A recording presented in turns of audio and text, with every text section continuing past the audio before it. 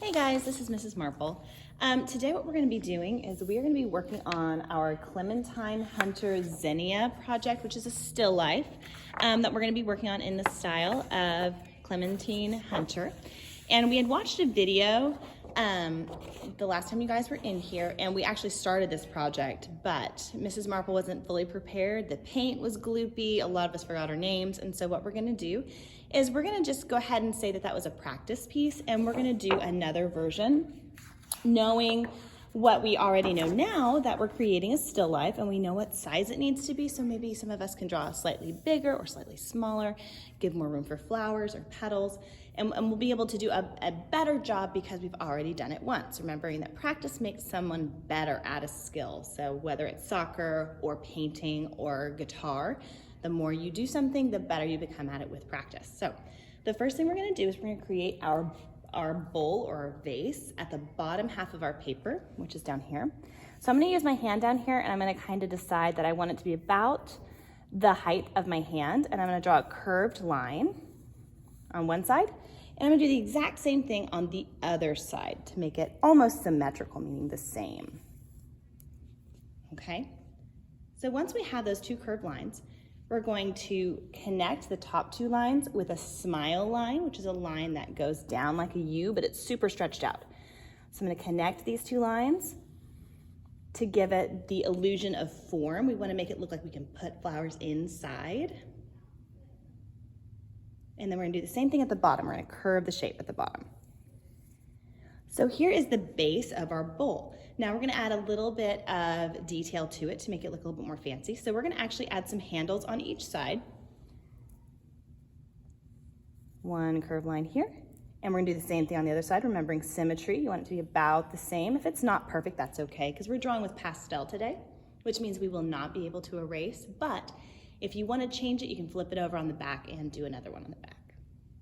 And then another curved line on the outside to give our handle some thickness. And then we're going to go down to the bottom and we're going to make a decorative edge on the bottom, like a squished oval that goes all the way across and curves up. So now we have the base, our vase, finished. And what we're going to do now is we're going to go up to the top and we're going to be putting the center of our zinnias, which is a kind of flower that she's kind of famous for making. And they're going to be simplified flowers, so I think everyone's going to be super successful with this. At the top here, I want you to kind of spread out some circles. Let's try to do an odd number, so maybe 5 or 7. They can be different sizes and they don't have to be perfect circles.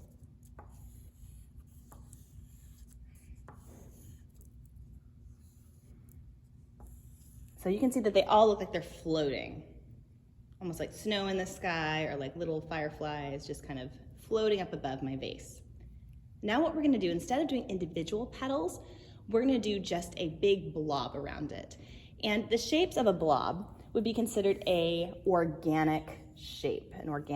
So it's going to look a little bit like fried eggs, is what one of my students told me last time. And I'm just going to do this on each circle. And if they overlap, meaning one covers another, that looks even better, because when you have a bouquet, meaning a gathering of flowers, a lot of times they do overlap naturally. See right here, I'm going to overlap. I'm not going to draw on top of my other flower. I'm just going to go around it and then stop when I get to the petals. So I'm going to do this to all of my circles, remembering that they should not all look the same, because in nature, nothing is exactly the same. There we go.